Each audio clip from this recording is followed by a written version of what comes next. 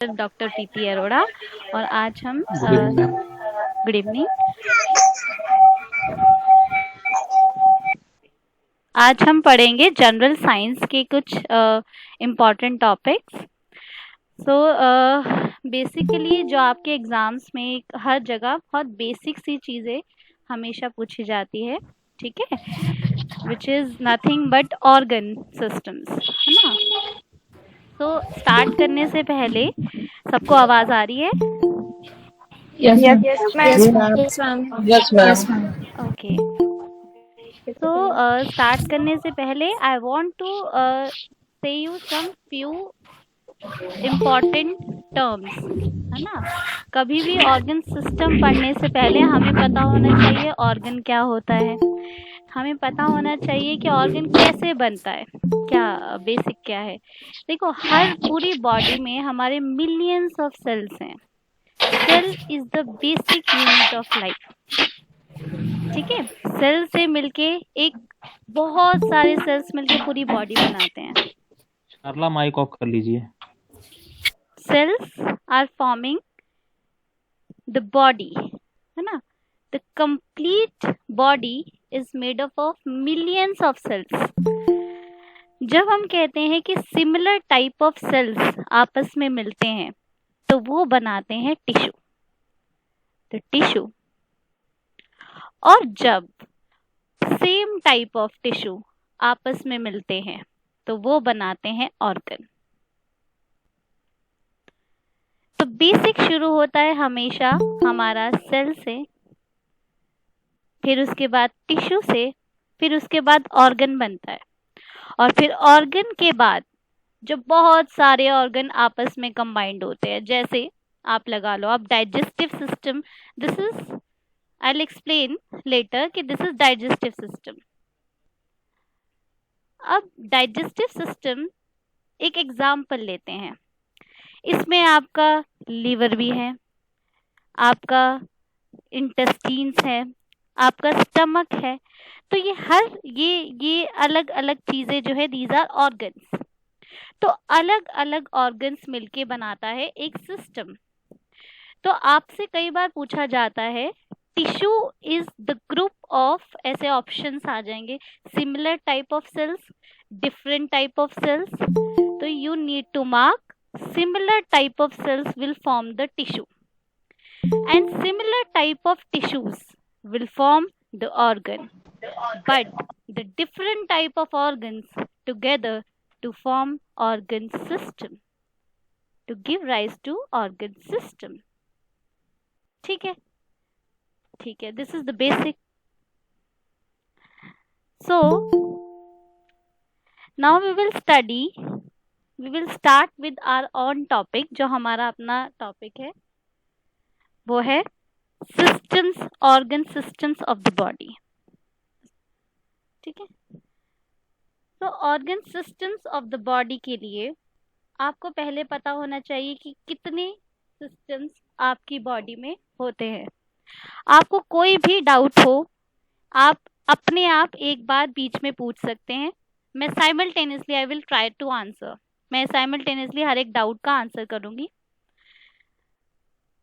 ठीक है। तो आप ऑर्गन सिस्टम हम शुरू करते हैं, जो आज का मेजर टॉपिक है। बेसिक मैंने आपको बता दिया। ऑर्गन सिस्टम में आपको पता होना चाहिए कि हमारी बॉडी में कितने ऑर्गन सिस्टम्स होते हैं, that is the basic. Total हमारी बॉडी में 11 ऑर्गन सिस्टम्स जो मेजर है। माइनर इज अलग भी होते हैं जो आपके लिए भी इम्पोर्टेंट नहीं है, that is not important at your level. तो लेकिन जितने आपके लिए इम्पोर्टेंट है वो टोटल है 11,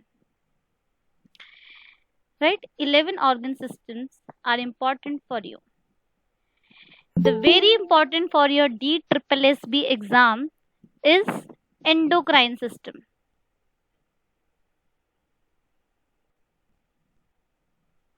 उसके बाद आपका मेजर इम्पोर्टेंट जो बहुत बेसिक है, digestive system.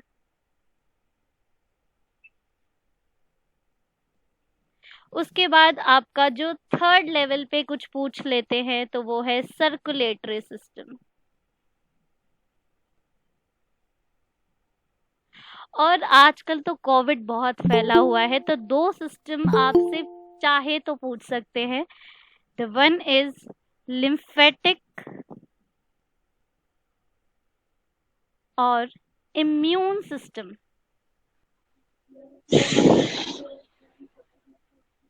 I don't know, I ये ढंग से लिख नहीं रहा पर. And much more, the fourth important for you is the respiratory system. क्योंकि आजकल तो जिन्होंने नहीं भी सुने ये सिस्टम, वो कोविड की वजह से बहुत सुन रहे हैं. इम्यून सिस्टम, रेस्पिरेटरी सिस्टम, है ना. तो next is the respiratory system. So ये 4 सिस्टम. इसके अलावा मैं कुछ फोटोग्राफ्स दिखाऊंगी, उसके साथ साथ मैं सिस्टम एक्सप्लेन करते जाऊंगी. बहुत 11 सिस्टम्स होते हैं. अगर मैं नाम पूरे बताऊं तो आपको इन 4 के अलावा you have the reproductive system. इसको क्लियर करते हैं एक second. Anybody wants to write anything? किसी को कुछ लिखना है, किसी को कुछ स्क्रीनशॉट लेना है तो आप ले सकते हैं, और कुछ डाउट पूछना है तो अभी तक आप पूछ सकते हैं. किसी को कुछ डाउट है? मैम फर्स्ट वाला एक्सप्लेन कर दीजिए. एक्सप्लेन अभी मैं सारा एक्सप्लेन करूंगी. Basic I will explain everything. Basic of everything will be explain. अभी सिर्फ मैं आपको ओवरव्यू दे रही हूँ कि टोटल इतने सिस्टम्स होते हैं. ठीक है, और कोई डाउट? जी. ठीक नो है, मैम. इसका स्क्रीनशॉट आप ले सकते हैं. इसको मैं रब कर रही हूँ क्योंकि 4 के अलावा इस स्क्रीन पर और आएंगे नहीं. Next is your reproductive system.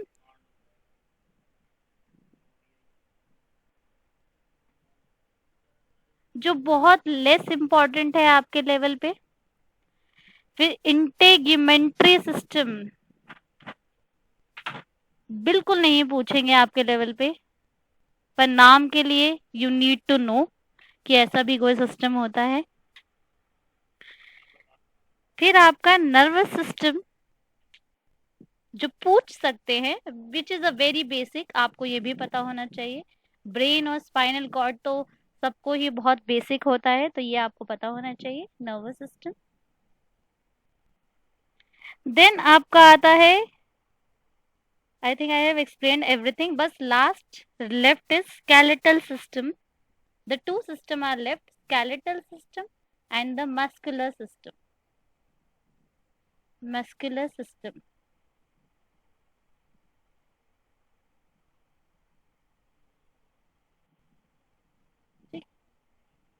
तो I have told you the basics, बहुत बेसिक, कि अभी तक मैंने ये बताया. Cell group of cells, similar group of cells called the tissues, similar group of tissues forming the organs, but different types of organs are forming the organ systems.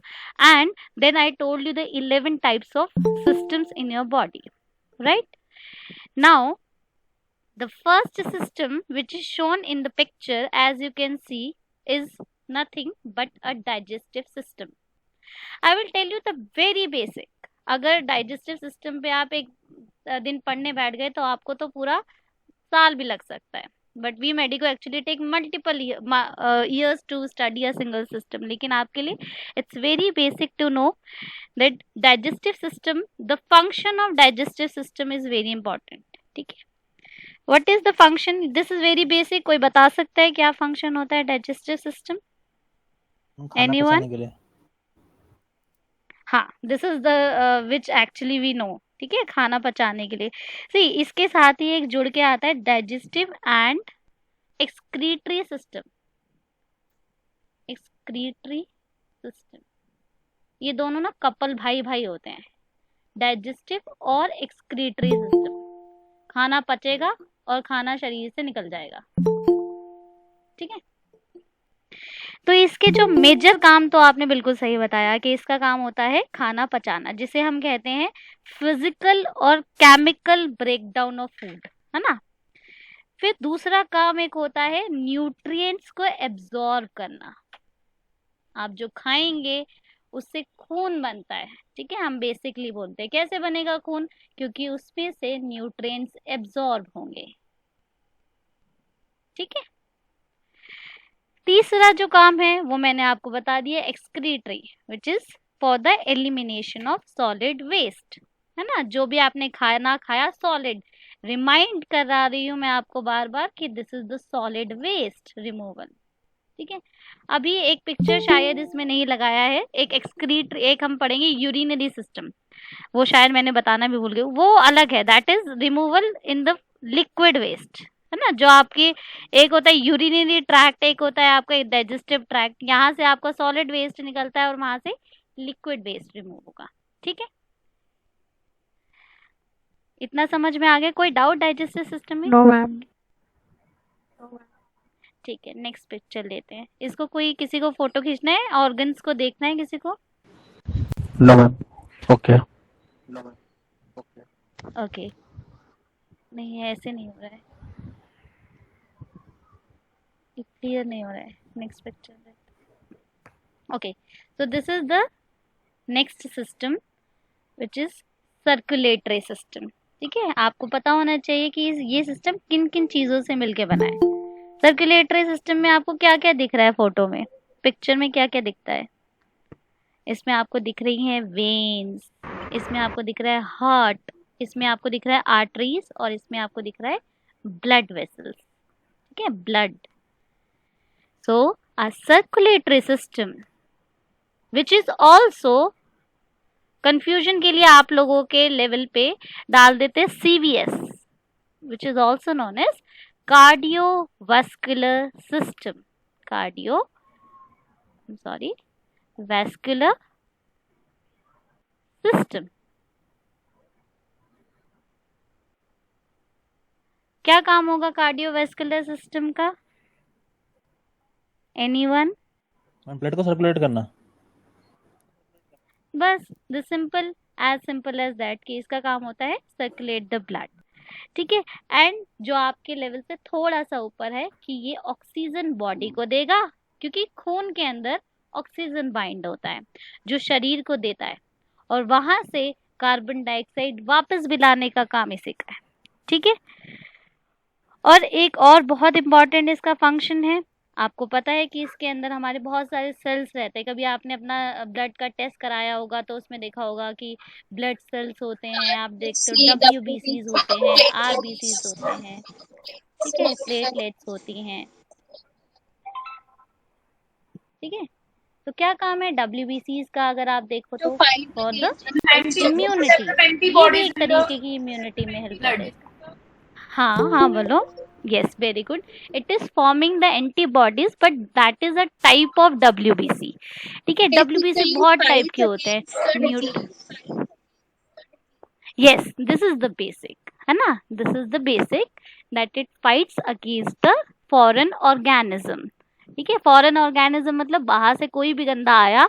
अब आप एक दिन में इतना गंदा गंदा खाना खाते हो, चाउमीन, बर्गर, इसमें कितने सारे वायरस, बैक्टीरिया है, लेकिन आप फिर भी एकदम सेफ हैं। कैसे हैं? क्योंकि आपकी बॉडी में ये सेल तो हमेशा ही रहते हैं, जिसको आपको प्रोटेक्ट करना ही करना है, ठीक है। तो this is very basic. Next करते हैं मैम। थोड़ा सा नेक्स्ट है सॉरी आपका, फॉर इंटरप्शन हाँ। मैम, इसमें थोड़ा सा ब्लड का जो भी वर्क होता है और साथ में जो भी टाइप्स ऑफ यूनिवर्सल डोनर और यूनिवर्सल क्या नाम है आपका रिसीवर जो होते हैं, उसमें भी क्या नाम है, इसमें भी इफेक्ट करता है क्या हमारा? यानी उसके बारे में थोड़ा सा अगर एक्सप्लेन कर देते प्लीज। हाँ जरूर, इसको क्लियर कर देते। किसी को कुछ इसमें से कॉपी तो नहीं करना था? अच्छा देखो, हमारे ब्लड ग्रुप, इन्होंने पूछा मेनली ब्लड ग्रुप, इसी पे एक टॉपिक ले लेते हैं, ठीक है। इसका फोटो कैसे, हाँ, ब्लड ग्रुप, ठीक है। ब्लड ग्रुप की बात की जाए तो आपकी बॉडी में 2 ब्लड ग्रुप सिस्टम होते हैं। एक होता है जो आप हमेशा सुनते हो, A positive, B positive, AB positive और O पॉजिटिव, ये तो आप हमेशा सुनते हो।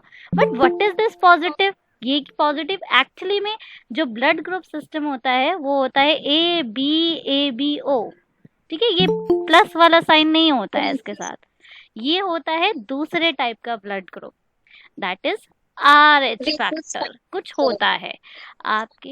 हाँ, very good, Rhesus factor. Why it is called Rhesus factor, बताओ।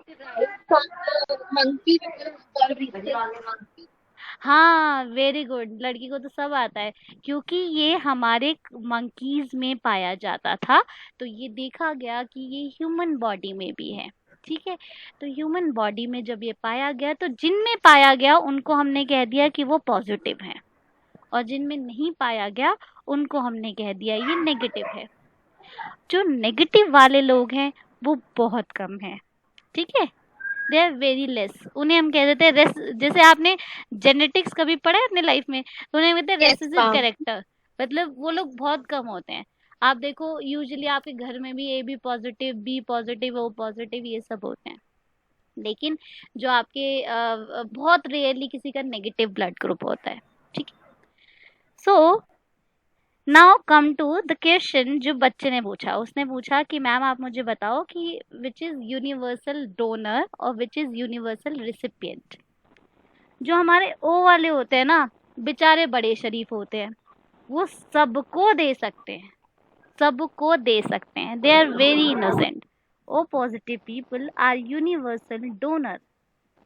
ठीक है, इसका मतलब, लेकिन अभी आप ये मत समझ लेना कि कोविड में जो प्लाज्मा डोनेट की बात हो रही है तो वो सबको दे सकते हैं। No, plasma is different. अगर प्लाज्मा आपका O पॉजिटिव पीपल का है तो आप उसको, अगर किसी का AB पॉजिटिव प्लाज्मा है तो आप उसे O पॉजिटिव नहीं दे सकते, क्योंकि प्लाज्मा के अंदर काफी चीजें आती हैं, मिसमैच, वो आगे की, वो that is a big topic to issue to discuss right now, but at your level you should know that क्यों क्यों ये यूनिवर्सल डोनर है, रेसिपिएंट है। अगर आप चाहें तो मैं एक्सप्लेन कर सकती हूँ, लेकिन मुझे ऐसा लगता है कि दैट इज नॉट एट, मतलब एक आपके लेवल पे बहुत इम्पोर्टेंट नहीं है, क्योंकि आप इनकी बॉडी में बस इतना सा जान लीजिए, क्योंकि O है, O is a, actually 2 terms होती है, अब उसके लिए ना बहुत डीप में जाना पड़ेगा। एक टर्म होती है antigen, yes, the next is the antibody. Very good, antigen, ये सारे एंटीजन है, A और A का कोई है, O, ये भी क्वेश्चन आता है sometime, this is very basic but they can ask you कि किसका इनमें से एंटीजन नहीं होता। O का कोई एंटीजन नहीं होता। ठीक है, O का कोई एंटीजन नहीं होता। ठीक है, नाउ एक होती है एंटीबॉडी। अब जिसके शरीर में A है उसके शरीर में एंटीबॉडी होगी B की। ठीक है, हाँ, वेरी गुड। अब क्योंकि मैंने आपको एक बात बताई कि O का कोई एंटीजन नहीं होता, तो क्या उसके अगेंस्ट कोई एंटीबॉडी होगी? नहीं होती। इसलिए A वाला तो चालू है, वो A का भी लेगा, वो O का ले लेगा। क्यों? क्योंकि उसके अगेंस्ट तो कोई एंटीबॉडी है ही नहीं, तो A वाला A का भी ले लेता है और O का भी ले लेता है। B वाला, O and B. हाँ, अब B वाले में क्या है? B वाले में एंटीजन तो B है उसका अपना, ठीक है, किसके अगेंस्ट एंटीबॉडी उसमें होगी? A के अगेंस्ट होगी। ठीक है, O के अगेंस्ट होगी क्या? नहीं होगी, इसलिए वो भी O का ले लेगा। ठीक है, इसलिए, और AB में भी सेम चीज है, तो इसलिए O को कहते हैं यूनिवर्सल डोनर। और AB पॉजिटिव, क्योंकि इसमें दोनों ही एंटीजन है, एंटीबॉडी किसके लिए बनाएगा ये? तो ये किसी के लिए एंटीबॉडी नहीं बनाता, तो इसीलिए इसे हम कहते हैं यूनिवर्सल रेसिपिएंट। ठीक है, ही इज वेरी चालू, जिसका भी AB पॉजिटिव होता है वो सबका खून ले लेगा, और जिसका भी O पॉजिटिव है वो सबको donor, he is a universal donor. Anything, किसी को और कुछ पूछना है? मैम अगर AB पॉजिटिव है तो वो देगा किसे? AB पॉजिटिव वाले इंसान को ही? हाँ, AB पॉजिटिव सिर्फ AB पॉजिटिव को दे सकता है। ठीक है, वो A को भी नहीं दे सकता इनफैक्ट। ठीक है, ओके मैम, क्योंकि A वाले में B के अगेंस्ट। ठीक है, डन। और किसी को कुछ पूछना है? Any doubts? मैम मेरी भी क्वेरी थी कि अगर A पॉजिटिव को अगर नीड है तो वो B पॉजिटिव से ले सकता है ना, या नहीं ले सकता, या सिर्फ O पॉजिटिव से लेगा? सिर्फ ओके, O पॉजिटिव, वही तो। अगर A पॉजिटिव बी पॉजिटिव वाले से ब्लड लेता है तो उसमें क्रॉस Okay. रिएक्शन, एक आगे फ्यूचर में आप पढ़ेंगे तो उसका खून किसी काम का नहीं है, एंटीबॉडी सारा खून तोड़ देगी, आरबीसी डिस्ट्रक्ट हो जाएंगे, है ना। और ऐसे ही हाँ एग्लूटिनेशन रिएक्शन हो जाती है, वेरी गुड। वैसे एग्लूटिनेशन रिएक्शन उसे हम सीधा सीधा नहीं कहते हैं बेटा, एग्लूटिनेशन हमेशा होती है सेम का सेम से, जैसे आप जब जाते हो ना अपना ब्लड टेस्ट कराने तो उसमें ए पॉजिटिव ए नेगेटिव के साथ एग्लूटिनेशन करता है, तब आपको पता चलता है अच्छा ये इसमें इसका मतलब इसका ए पॉजिटिव ब्लड ग्रुप था, वो होती है एग्लूटिनेशन रिएक्शन। ये तो ब्लड डिस्ट्रक्शन हो गया, आरबीसी लाइज्ड हो जाते हैं, टूट जाता है आरबीसी, ठीक है, वो एग्लूटिनेशन रिएक्शन नहीं कहलाती, ठीक है। और कोई doubt, any doubts? No, ma'am. Next करें, Yes. ठीक है, ये सारा क्लियर है, डाइजेस्ट ये सर्कुलेटरी, नेक्स्ट करते हैं। इससे पहले मैं चाहूंगी कि आपका जो मोस्ट इम्पोर्टेंट है, जो आप ये दिस इज, ये किसी ने मुझसे कहा था कि मैम एक बार ये पहले पढ़ा दो, दिस इज एंडो, हाँ दिस इज एंडोक्राइन सिस्टम, ठीक है। एंडोक्राइन सिस्टम क्यों इसे एंडोक्राइन कहते हैं, एक एक्सोक्राइन सिस्टम भी होता है, मैंने आपको बताया ना, जो आपके इंटेग्यूमेट्री सिस्टम होता है उसे हम एक्सोक्राइन सिस्टम भी कहते हैं। कोई मुझे बता सकता है इसे एंडोक्राइन सिस्टम क्यों कहते हैं? Because they pour their secretions directly into the blood. Very good. और ये आपके बेसिक हमेशा पूछा जाता है, कई बार पूछा जाता है पेंक्रियाज इज अ एंडोक्राइन और अ एक्सोक्राइन ग्लैंड, कोई आंसर दे सकता है मुझे इसका? एनीवन? सॉरी, डिसाइड करो, कोई, कितने लोग कहते हैं एंडोक्राइन, कितने लोग कहते हैं एक्सोक्राइन? फिर आई आंसर एक्सोक्राइन, ओके। और ma'am both ma'am both yes, both endocrine and exocrine. very good, yes very good, it is a mixed gland, ठीक है। क्यों? क्योंकि इससे आपके डाइजेशन करने के, वेरी गुड, इंसुलिन और ग्लूकागॉन हार्मोन्स भी रिलीज होते हैं और साथ में डाइजेस्टिव एंजाइम्स भी रिलीज होते हैं, ठीक है। So it is a both, ठीक है, ये आपके क्वेश्चन कई बार आ जाता है, this is very basic, right. So now Ma'am, sorry for interruption. Many students are requesting, this request also from my side कि हिंदी के का भी कुछ वर्ड्स यूज करें, बिकॉज हम लोग पहले से प्रिपरेशन जो कर रहे थे वो वर्ड जो टर्म्स टर्मिनोलॉजी था वो सब कुछ हिंदी में था, दैट्स व्हाई मुझे पता है यानी कि वो बट मैं थोड़ा सा कंफ्यूज ना हो जाऊं, that's why if possible some terms जो होते हैं वो हिंदी में भी बोल दीजिएगा प्लीज। अच्छा ठीक है, मैं कोशिश कर लेती हूँ जितना मुझे, बाकी अगर नहीं हो पाएगा तो मैं बाद में जब नेक्स्ट क्लास होगी तो उसमें मैं आपको प्रॉपर हिंदी नो में इशू, वो फिर बताऊंगी, हम ठीक लोग है। वो टर्मिनोलॉजी का थोड़ा हम फिर ट्रांसलेट करके भी देख लेंगे, अगर कुछ है जैसे अगर पॉसिबल हो सके तो आप यूज कर लीजिएगा। हाँ थैंक यू ठीक मैम, है, thank you so much, sorry for interruption. हाँ अरे नहीं इट्स ओके, अच्छा है, मुझे पता लगा क्योंकि मैं अगली बार से मैं ओके कोशिश मैम, जी करूंगी जी, कि हिंदी में ही ठीक है, हो थैंक पाए, यू, ठीक है, थैंक यू। ओके। सो अब ये है आपका एंडोक्राइन, मैंने आपसे एक बेसिक क्वेश्चन पूछ लिया, अब शुरू करते हैं एंडोक्राइन ग्लैंड्स, ठीक है। ग्लैंड में से आपके बहुत, हर एक ग्लैंड का अपना एक फंक्शन है, पाइनियल का अपना, आपके लेवल पे जो इम्पोर्टेंट है वो मैं बताऊंगी, ठीक है। Pineal is not at all important at your level, लेकिन मैं बेसिक बता दूंगी कि पाइनल ग्लैंड का फंक्शन क्या होता है, ठीक है। इस बेसिक, बहुत बेसिक है कि वो आपकी सर्कैडियन, आपको अभी जरूरत नहीं है, सर्कैडियन रिदम होता है, मतलब आपका 24 घंटे का सोना उठना, स्लीप वेक साइकिल, ये सब परफॉर्म करने का काम पाइनल ग्लैंड का होता है, ठीक है। वो आपका इतना इंपॉर्टेंट नहीं है इस पे, इसलिए मैं उस पे मार्क नहीं लगा रही। हाइपोथैलेमस भी आपके लेवल पे इम्पोर्टेंट नहीं है, सिवाय इसके कि आपसे पूछा जाता है कि बॉडी में टेम्परेचर कंट्रोल कौन करता है, ठीक है। हाँ बस, temperature control centre is mainly present in the hypothalamus. Otherwise hypothalamus से जितने हार्मोन रिलीज होते हैं वो सारे जगाने या सुलाने, मतलब इसका मतलब ये नहीं है कि वो सोने उठने वाले, इसका मतलब ये है कि जितनी भी आपके ग्लैंड्स नीचे तक है उन सब को या तो एक्टिवेट, मतलब उसको हार्मोन रिलीज कराने के लिए या सिग्नलिंग का काम उसको करता है, ना कराने के लिए। सिग्नलिंग का काम करता है।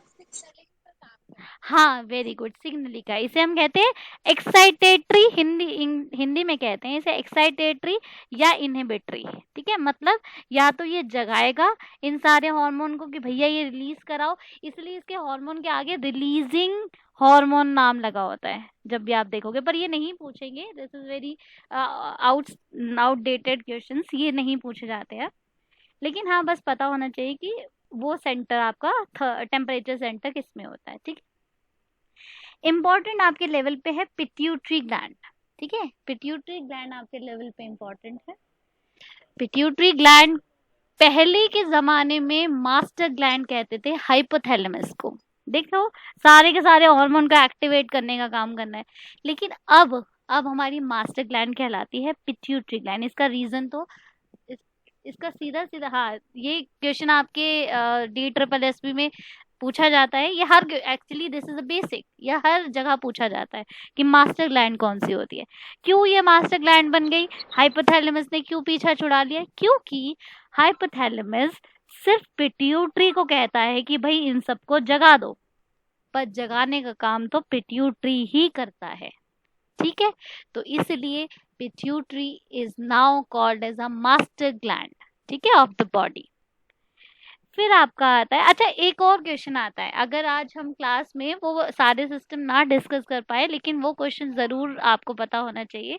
पूछा जाता है कि which one is the largest organ system of the body.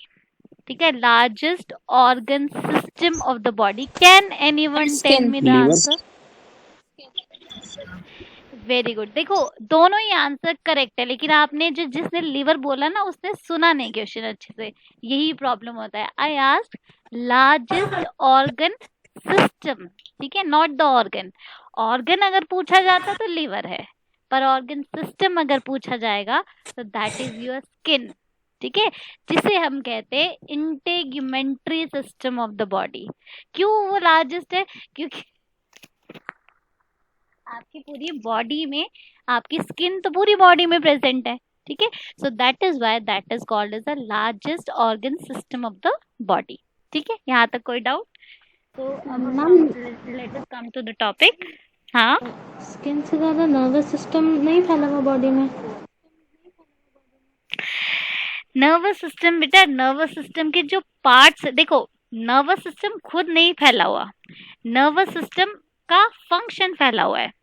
आपके नर्वस सिस्टम में क्या आता है? 3 ही तो चीज आती है, एक ब्रेन आता है, एक स्पाइनल कॉर्ड आता है, एक आपकी पेरिफेरल नर्व्स आ जाती हैं। अब ये तीनों चीजें आपकी बॉडी में एज पेरिफेरल नर्व्स, ठीक है, अलग अलग टाइप का नर्वस सिस्टम होता है, आप आगे पढ़ेंगे। Central nervous system, peripheral nervous system, जिसमें आपकी नर्व्स आती हैं। तो ये तो आपके बॉडी में कितना फैला हुआ है, आप बताओ मुझे। ब्रेन ने कितनी साइट ऑक्यूपाई की हुई है, स्पाइनल कॉर्ड ने कितनी साइट ऑक्यूपाई की हुई है। अब आप बात करो कि स्टिमुलेशन, तो स्टिमुलेशन तो एंडोक्राइन का पूरी बॉडी में जाता है। इसका मतलब एंडोक्राइन सबसे बड़ी फंक्शन थोड़ी हुआ। जो चीज आपकी हर जगह प्रेजेंट है दैट इज योर स्किन। आपकी हर बॉडी में, हर जगह पे स्किन इज प्रेजेंट। ठीक है, और सिर्फ स्किन नहीं आती इंटेग्यूमेंट्री में, एक्चुअली उसमें आपके नेल्स, हेयर्स, स्किन, ये सब आता है। ठीक है, तो मोस्ट प्रोमिनेंट आपकी बॉडी में ये सब सबसे ज्यादा फैला हुआ है। ठीक है, और कोई डाउट? अच्छा, अब हम वापस आते हैं। तो पिट्यूटरी से एक बहुत अच्छा हार्मोन रिलीज होता है जो आप सब जानते हैं। ठीक है, वेरी बेसिक, ग्रोथ, अपना हार्मोन, इसे हम कहते हैं इसका अपना हार्मोन। बाकी तो हाँ, ग्रोथ। प्रोलैक्टिन, बेटा एक्चुअली प्रोलैक्टिन इसका है हार्मोन, बट इसका अपना हार्मोन जो है, जो major hormone it is producing is a growth hormone, ठीक है। Prolactin is somehow it is not present in abundant in the males, है ना, तो उसका हम इतना अपना हार्मोन का रोल नहीं कहते। बाकी ये ऐसे तो it is producing multiple hormones, it is producing ACTH, it is producing TSH, ये बहुत सारे हार्मोन प्रोड्यूस करता है, लेकिन इसका जो अपना प्रोमिनेंट हार्मोन है दैट इज ग्रोथ हार्मोन, ठीक है। अब ग्रोथ हार्मोन पे बात की जाए तो this is responsible for the growth sprouts. आपको आपको कई बार ये भी पूछ लिया जाता है कि ग्रोथ स्पर्ट्स क्या क्या होते हैं। एक टॉपिक, ये आज का टॉपिक नहीं है, पर अगर आपके DSSB में कई बार पूछ लेते हैं कि ग्रोथ स्पर्ट्स क्या होते हैं। 4 ग्रोथ स्पर्ट्स का मतलब क्या होता है कि जिस वक्त सबसे ज्यादा बॉडी ने ग्रोथ करनी है, ठीक है। कहते हैं ना, बच्चा एडोलेसेंस फेज में आ गया तो सबसे ज्यादा ग्रोथ करता है, बच्चा बचपने में सबसे ज्यादा ग्रोथ करता है। तो इसका एक क्वेश्चन बताऊंगी सिर्फ मैं, क्योंकि ये टॉपिक आज का नहीं है, लेकिन इस पे एक क्वेश्चन मैं जरूर बताऊंगी। आपसे पूछते हैं सबसे ज्यादा ग्रोथ कब होती होगी बॉडी की, क्या कोई मुझे बता सकता है सबसे ज्यादा ग्रोथ कब होगी? प्यूबर्टी। बचपन। ठीक है, एक ने कहा प्यूबर्टी, एक ने कहा प्रीनेटल, अर्ली चाइल्डहुड, ठीक है, किसी ने कहा अर्ली। Zero 5 as madam. अच्छा, ठीक ठीक है। देखो 0 to आप 5 सब years. ने एक बुक का, हाँ ठीक है, आप वैसे तो इट इज नॉट 0 to 5 बेटा, इट इज 0 to 3 years, ठीक है।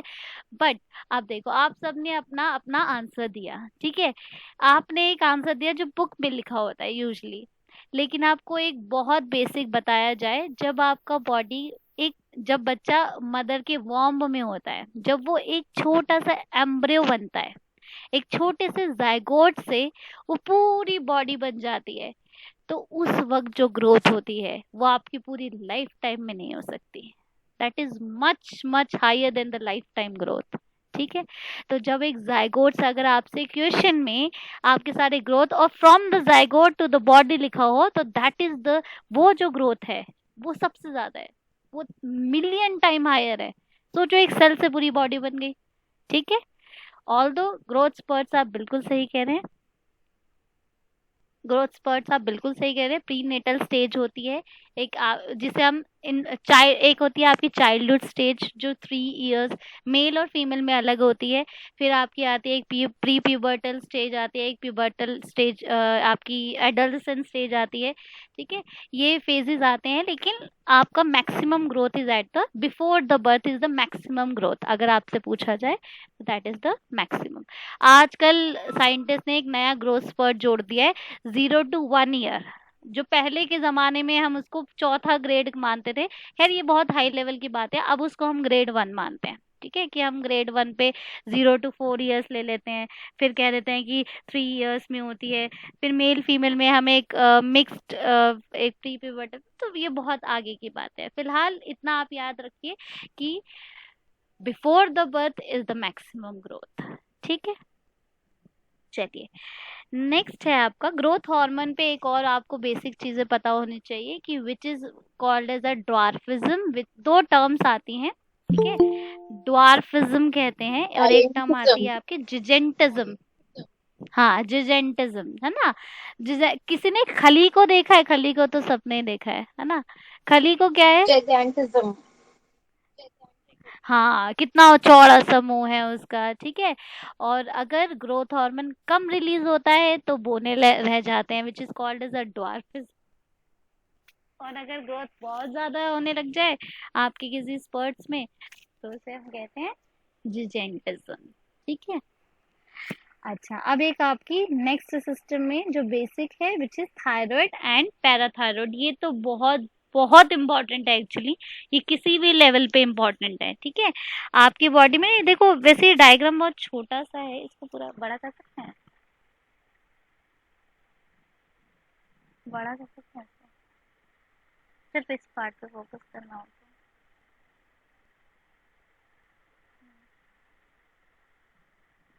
थायराइड एंड पैराथायराइड हार्मोन्स, और एक थाइमस भी इम्पोर्टेंट है।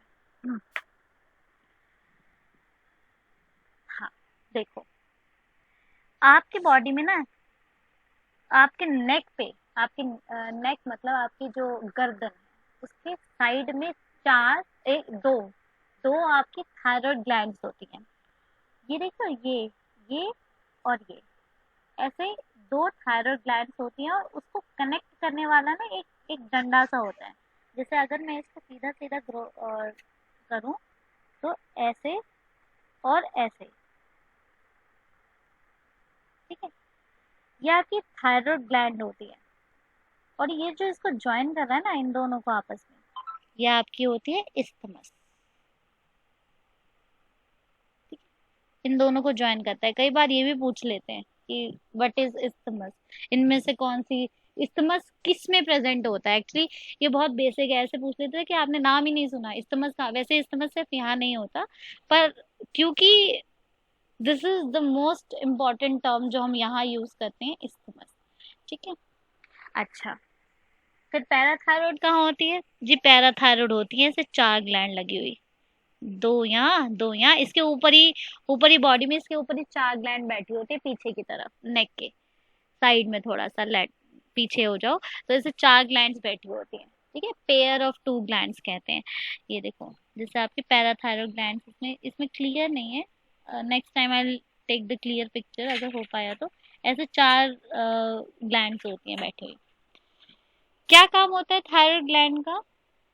It releases कोई बता thyroxine सकता है? hormone. Very good. और थायरोक्सिन हार्मोन क्या करता है? Body metabolic rate ma'am maintain iodine. Very good. हाँ, आयोडीन। ठीक है, आयोडीन एक्चुअली आपने एक आधा अधूरा सा बताया, मैं आपको बड़ा बताती हूँ। जो आप नमक खाते हो, है ना, जो आता नहीं है शुद्ध नमक जिसमें आयोडीनेटेड नमक होता है ना, इतनी ऐड आती है उसकी।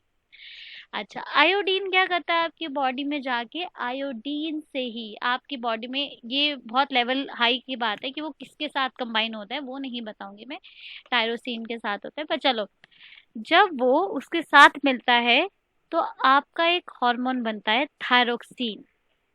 और थायरोक्सिन आपके एक्चुअली थायराइड 2 हार्मोन रिलीज करता है। एक होता है, very good, T3 and T4।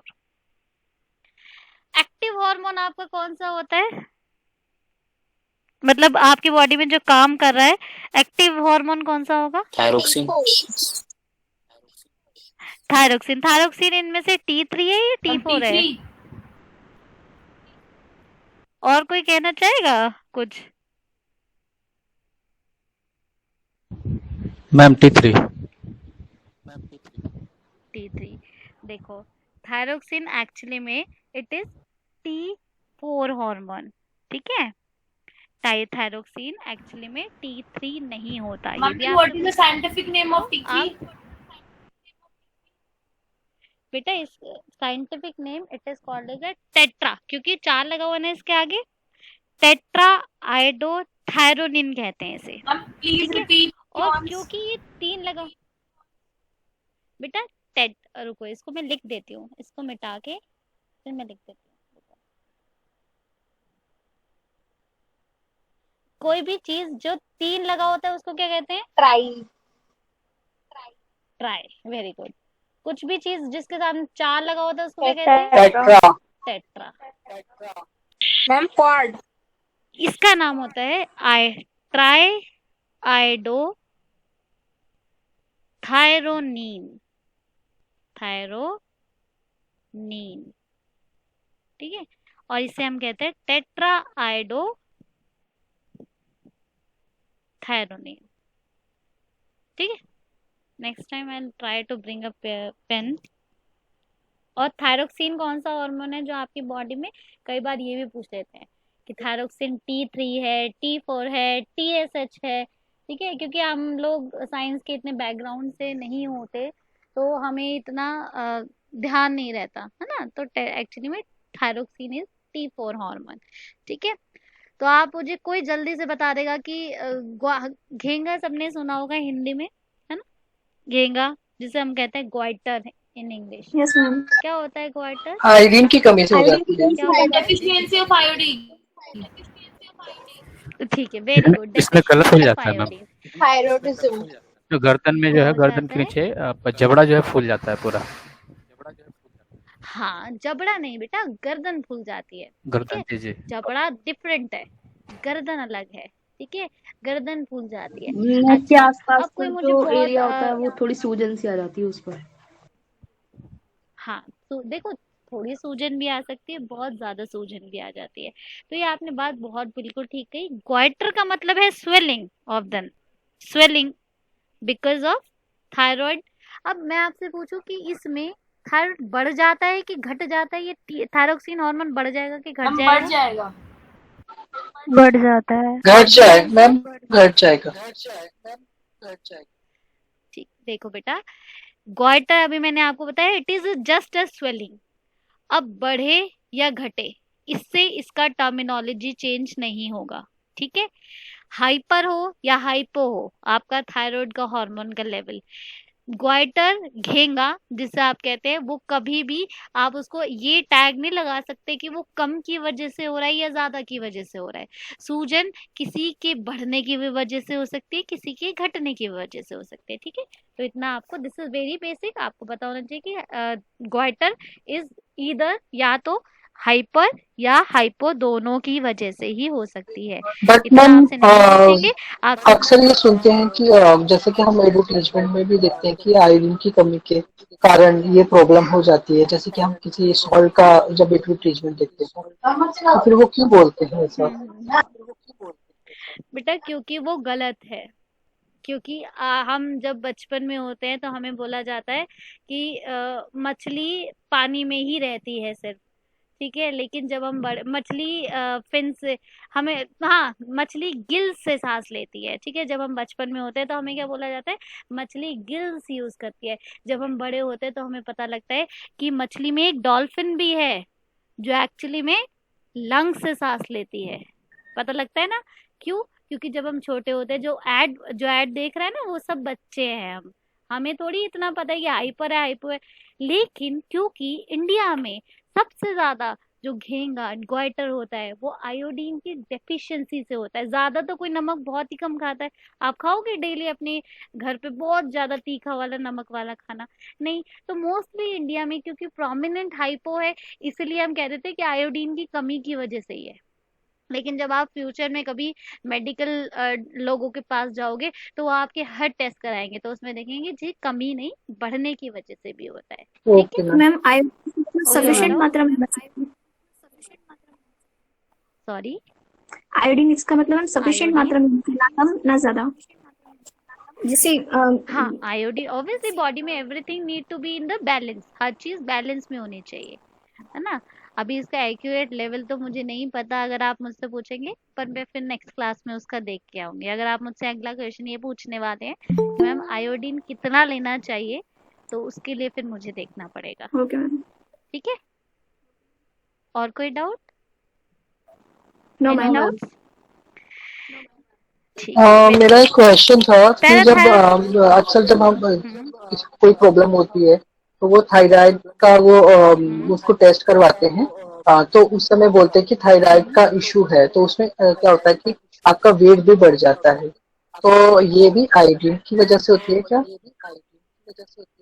नहीं, देखो, वो फिर वही बात आ गई। देखो, अब वो होते हैं अलग अलग से, थायराइड में तो कम भी होता है। आपने फिर अभी थायराइड के लोग ही नहीं देखे। कुछ लोग होते हैं कि थायराइड में बहुत मोटे हो जाते हैं, कुछ लोग होते हैं जो थायराइड में बिल्कुल पतले हो जाते हैं। तो वो दो अलग टाइप से लेवल की होता बात है। है। वो हाइपर और, हाँ, हाइपर थायराइडिज्म, हाइपो, वो बहुत आगे की बात है। जो हाइपर होते हैं ना वो जैसे बहुत एक्टिव होंगे, बहुत पसीना आएगा, बहुत बीएमआर बढ़ा हो। कुछ लोग आपके घर में होंगे जो बहुत पतले होंगे, बहुत भाग दौड़ करते होंगे, बहुत पसीना आता होगा, बहुत जल्दी घबरा जाते होंगे, उनको भी डॉक्टर कहता है जाके अपना थायराइड चेक कराओ। कुछ लोग होंगे कि बहुत मोटे हो गए, बहुत स्लो हो गए, एकदम सूजन सूजन आ गई, उसको भी डॉक्टर कहेगा जाके थायराइड चेक करा के आओ। क्यों? क्योंकि थायराइड, दो तरीके के थायराइड में दोनों चीजें होती हैं। ठीक है, मैम और क्लास कोई बहुत डाउट? मैं बहुत got it ma'am. Got it. ठीक है, तो एक्चुअली आपको बहुत बेसिक आना था आपने। नेक्स्ट है पैराथायरॉयड हार्मोन। पैराथायरॉयड हार्मोन का क्या काम होता है? दैट इज रेगुलेटिंग द, सिर्फ आपसे ये पूछा जाता है, कैल्शियम लेवल। ठीक है, आपकी बॉडी में कैल्शियम लेवल को रेगुलेट करें। बस इतना ही पूछा जाता है कि पैराथायराइड हार्मोन का फंक्शन क्या है, तो इसका सीधा सीधा लेना देना होता है कैल्शियम लेवल से। ये बढ़ाता है एक्चुअली में ब्लड में कैल्शियम, ठीक है। आपकी किडनी से एब्जॉर्ब करा लेगा, बोन से खींच लेगा और खून में बढ़ा देता है, ठीक है। तो ये कैल्शियम का लेवल बढ़ाता है। थाइमस, थाइमस तो अभी हम पढ़ेंगे। थाइमस बेटा, थाइमस इज अ ग्लैंड जो आपके में नहीं है, पर बच्चा जब पैदा हुआ तो उसमें थी, ठीक है। थाइमस एक ऐसी ग्लैंड होती है जो एज के साथ चली जाती है। कई बार ये भी क्वेश्चन आता है, the gland which degenerates with the age, मतलब खत्म हो जाएगी उम्र के साथ, उसे हम कहते हैं I थाइमस। think it बुढ़ापे will में तो बिल्कुल भी नहीं go मिलेगी। away at the age of 3. Sorry, Ma'am, I think this gland disappear at the age of 3. Am I right? At the age of 3, ये तो बेटा मुझे देखना पड़ेगा कि कब अपीयर होती है, पर हाँ एडल्ट्स में नहीं होती, ये मैं कह सकती हूँ। मुझे एज एग्जैक्टली याद नहीं है। Next time I see the age, ठीक है, किस एज में आती है, ठीक है।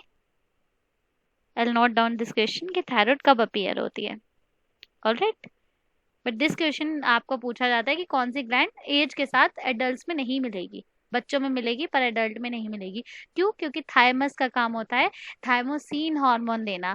थाइमोसिन, ये भी पूछता है कि इससे हार्मोन, क्योंकि इसका जो नाम होता है ना थाइमोसिन, वो थायरोक्सिन जैसा मिलता जुलता है, तो बच्चे थाइमोसिन को थायराइड ग्लैंड लगा देते हैं कि thymosin is secreted by thyroid gland. No, thymosin is different, thymosin is different और thyroxine is different. Thyroxine thyroid से है, थाइमोसिन थाइमस से है। थाइमोसिन का काम है आपकी बॉडी में इम्यूनिटी देना, ठीक है। थाइमस में आपकी बॉडी इम्यूनिटी मिलती है, इसलिए this is for the immune system, ठीक है। इसलिए एज के साथ आपकी इम्यूनिटी भी घटती मैम है। आपने थाइमोसिन बताया ना, और जो इम्यूनिटी को बढ़ाता है। हाँ ओके, हाँ सही। थाइमोसिन, ठीक है, ठीक है। अब नेक्स्ट है आपके एड्रीनल ग्लैंड्स। एड्रीनल आपके लेवल पे बिल्कुल इंपॉर्टेंट नहीं है। आगे आगे कैसे हो गए? पेंक्रियाज बता देते हैं, पर रुको रुको रुको, पेंक्रियाज इंपॉर्टेंट है आपके लेवल पे। रुको, पेंक्रियाज इज इम्पोर्टेंट। आप सब बता रहे थे ना, पेंक्रियाज से 2 हार्मोन रिलीज होते हैं, इंसुलिन एंड ग्लूकागॉन, ठीक है। ये भी आपसे कई बार पूछ लेते हैं कि इंसुलिन का क्या काम है और ग्लूकागॉन का क्या काम है। कोई मुझे बता सकता है इनका मैम क्या क्या काम इंसुलिन है? डिक्रीज करता है ब्लड ग्लूकोज लेवल को और वेरी गुड, ग्लूकागॉन वेरी को गुड, ठीक है, बढ़ाता है। वेरी गुड, ठीक है। ये दोनों एंटागनिस्ट, इनको हम कहते हैं एंटागनिस्ट। एक ही ग्लैंड 2 हार्मोन बताओ ऐसे सिक्रिएट करिए कि एक तो आपके हार्मोन को बढ़ा रहा है, एक आपकी, हाँ, ग्लूकागॉन, ठीक है। तो one is the glucagon, one is the insulin. Insulin increase the blood sugar level, इसलिए sorry decreases the blood sugar level, इसलिए जब भी पेशेंट को डायबिटीज मलाइटस होता है तो उसको ये दिया जाता है। अच्छा, एक और टर्म आपसे पूछ ली जाती है कि डायबिटीज मलाइटस और डायबिटीज एक इंसिपिडस, पता नहीं आपके लेवल पे ये पूछ, इसका मुझे देखना पड़ेगा, पर ठीक है, दिस इज हाई लेवल। मैंने एक कॉम्पिटेटिव एग्जाम देखा था, शायद वो आपका नहीं था, ठीक है। ये बाद में डिस्कस करते हैं, अगर मैं देख लूंगी अगर आपके लेवल पे है ये तो हम ना बाद में पढ़ेंगे, ठीक है। इतना किसी को डाउट है अभी तक? और मैम देखो आपने जो बताया पैंक्रियाज जो है वो कौन कौन सा, एक तो आपने इंसुलिन बताया था और दूसरा कौन सा था? ग्लूकागॉन। ग्लूकोगॉन। ग्लूकोगॉन, हाँ ग्लूकागॉन, ओके मैम, ग्लूकागॉन, ठीक है। Okay ma'am, thank you. और कोई डाउट? एक बार ये भी पूछ लेते हैं कि ये सिक्रीट कहाँ से होते हैं हार्मोन्स, किससे सिक्रीट्स होते हैं, कोई बता सकते हैं? उसका नाम बता सकते हैं? Very good. अच्छा, बीटा सेल से क्या सिक्रेट होता है बेटा, ग्लूकागॉन या insulin? Insulin. Insulin, very good, ठीक है। बीटा सेल्स ऑफ लैंगरेन से इंसुलिन सिक्रिएट होता है और अल्फा सेल से आपके ग्लूकागॉन होता है, ठीक है। तो ऐसे याद रख सकते हो, एजी, एजी करके मैंने हमेशा बचपन से याद रखा है, ठीक है। अल्फा से ग्लूकागॉन सिक्रिएट होता है और बीटा से इंसुलिन सिक्रिएट होता है, ठीक है। ऐसे भी याद कर सकते हो। रिप्रोडक्टिव सिस्टम आपके लेवल पे बिल्कुल इंपॉर्टेंट नहीं है, कुछ नहीं पूछेंगे आपसे। एक ये पूछ सकते हैं कि टेस्टोस्टेरोन स्टोर कहाँ होता है टेम्परेरी लेवल पे, तो वो एपिडाइडम में स्थित है, अदरवाइज और कुछ नहीं पूछते हैं। एक ये पूछते हैं एलएच सर्च, कुछ पूछ लेते हैं कई बार फीमेल रिप्रोडक्टिव सिस्टम से कि LH 14th day LH surge आता है फीमेल रिप्रोडक्टिव सिस्टम में। एलएच सर्ज कहते हैं उसे। एलएच सर्ज एक टर्म होती है, एक हार्मोन होता है ल्यूटिनाइजिंग हार्मोन, जो साइकिल टोटल आपकी 28 डेज से 32 डेज वेरी करती है फीमेल की मेंस्ट्रुएशन साइकिल। तो उसका जो 14th डे होता है उस दिन ये हार्मोन सिक्रेट होता है और तब ओव्यूलेशन होता है, तो उसे एलएच सर्च कहते हैं। Sometime it is being seen, sometime very rare. ठीक है मैम एलएच ओके, सर्ज एक कोई हार्मोन डाउट है। यहाँ तक? हाँ देखो सर्ज का मतलब होता है बेटा बढ़ जाना, एक्सेस हो जाना। कोई भी चीज सर्ज पे पहुंच गई, मेरा पेशेंस लेवल बहुत सर्ज पे पहुंच गया, मतलब बहुत ज्यादा बढ़ गया है, अब तो फटने वाला है। ठीक है, बहुत ज्यादा बढ़ना। LH is a luteinizing hormone. ठीक है, ये एक हार्मोन है जो बहुत ज्यादा बढ़ता है मेंस्ट्रुएशन साइकिल के 14th डे पे। ठीक है, कई बार ये पूछ लेते हैं। ठीक है, और कोई doubt? Any doubt in any gland? Pineal का मैंने बता दिया था, वेरी स्मॉल ग्लैंड। ठीक है, एंड उसका फंक्शन सिर्फ सर्काडियन रिदम का होता है। सर्काडियन रिदम मतलब 24 घंटे की सोना उठना, ये सब मॉनिटर करना है उसने। ठीक है, उसे सर्काडियन रिदम कहते हैं। नहीं पूछेगा कोई। हाइपोथैलेमस मैंने बता दिया क्यू लेवल से पूछेंगे। इसका ग्रोथ हार्मोन पूछते हैं। बाकी आपका ये सारे मैंने ओवरव्यू दे दिया। एड्रिनल विल नॉट आस्क, ये बहुत हाई लेवल एड्रिनल ग्लैंड कभी नहीं पूछते, सिंपैथेटिक सिस्टम से आता है वो नहीं पूछेगा। Epinephrine nor epinephrine hormones release होते हैं कैटेकोलामाइंस के, वो नहीं मैम ये जो टर्म्स और हैं ये दोनों मीडियम में एक ही जैसे रहेंगे, हिंदी एंड इंग्लिश? बेटा नहीं, हिंदी में तो चेंज होंगे, हिंदी में तो आपके टर्मिनोलॉजीज अलग आएंगे। मैम फिर हम मैं एक काम करूंगी, मैं एक काम करूंगी, अब मैं इंस्टीट्यूट से ही कह के ये नेक्स्ट टाइम जो पिक्चर यहाँ पे इंग्लिश में डली हुई है ना, बिल्कुल ऐसी पिक्चर एक हिंदी में अपलोड कर देंगे। Yes ma'am, it will be good. Yes ma'am, plan yes है ना, मैम, उसको हम हिंदी में अपलोड कर देंगे ताकि बता चाहे मैं इंग्लिश में रही हूँ लेकिन उसके सामने हिंदी भी लिखा हो। मैम हमें ऐसे इजी ना, होगा ऑप्शन पे टिक करना। हाँ हाँ डेफिनेटली। वैसे एग्जाम्स में यूजुअली बेटा कौन वो ब्रैकेट्स में ना हिंदी भी आता है, पर फिर भी मैं पूरी कोशिश करूंगी कि नेक्स्ट टाइम ये चीज एटलीस्ट हिंदी में लिखा हो, टर्मिनोलॉजीज हिंदी में यूज हो। ठीक है, okay ma'am. Alright ma'am gland का फंक्शन दोबारा रिपीट कर। बस एक एक करके पूछो, क्या कौन पूछ रहा है? एड्रिनल ग्लैंड्स के बारे में बताइए। बहुत धीरे आवाज आ रही है, थोड़ा सा फंक्शन तेज रिपीट बोलो। कर दिए एक बार। किसका फंक्शन रिपीट करना है? Pituitary gland. पिट्यूटरी ग्लैंड का। पिट्यूटरी ग्लैंड का फंक्शन होता है, इसमें बहुत सारे हार्मोन सिक्रीट होते हैं। ठीक है, जो मेन हार्मोन इसका होता है वो होता है ग्रोथ हार्मोन। ठीक है, जो इसका मेन होता है, वैसे तो प्रोलैक्टिन इज ऑल्सो हार्मोन जो सिर्फ इसी से रिलीज होगा, लेकिन अपना हार्मोन इसका होता है ग्रोथ हार्मोन, जो बॉडी में जो ग्रोथ स्पर्ट्स आते हैं उसमें ये ग्रोथ कराता है। ठीक है, ग्रोथ स्पर्ट्स जैसे मैंने बताया उसमें फटाफट ग्रोथ कराता है। तो उस टाइम पे अगर आपका पिट्यूटरी बहुत ज़्यादा प्रोड्यूस हो गया तो जिजेंटिज्म हो जाता है। ठीक है, एकदम से ग्रोथ बहुत ज़्यादा हो जाती है। और कई बार आपने पढ़े भी होंगे कि लोगों को ट्यूमर हो गया। ठीक है, ट्यूमर्स बन जाते हैं, कैंसर बन जा, इसका अगर ट्यूमर हो जाए तो बहुत ज़्यादा ग्रोथ होने लग जाती है। ठीक है, जिसे हम हाइपर पिट्यूटरी कहते हैं। तो इसका मेन काम होता है ग्रोथ कराना। ठीक है, okay ma'am. Growth hormone GH कहते हैं इसको, हार्मोन को जो रिलीज ओके होता है। मैम। ठीक है, और कोई मैम एड्रिनल ग्लैंड्स के बारे में नहीं बताया। एड्रीनलिन बेटा मैंने इसलिए नहीं बताया क्योंकि वो आपके लेवल से बहुत ओके ऊपर मैम। है। ठीक है, एड्रीनलिन्स में आपके एपिनेफ्रिन नॉर एपिनेफ्रिन हार्मोन। ठीक है, नेक्स्ट अगर मैं एक बार पेपर दिखवा के दोबारा देखती हूँ, अदरवाइज दिस इज, अगर अभी पढ़ना है तो नो मैं अभी मैम आप पढ़ा एक बार दूंगी, लेकिन मुझे नहीं लगता कि हाँ बोलो। कोई नहीं मैम, एक बार अगर मतलब एग्जाम पर्पज से अगर इम्पोर्टेंट हो तो बता दीजिए, अदरवाइज कोई प्रॉब्लम नहीं है।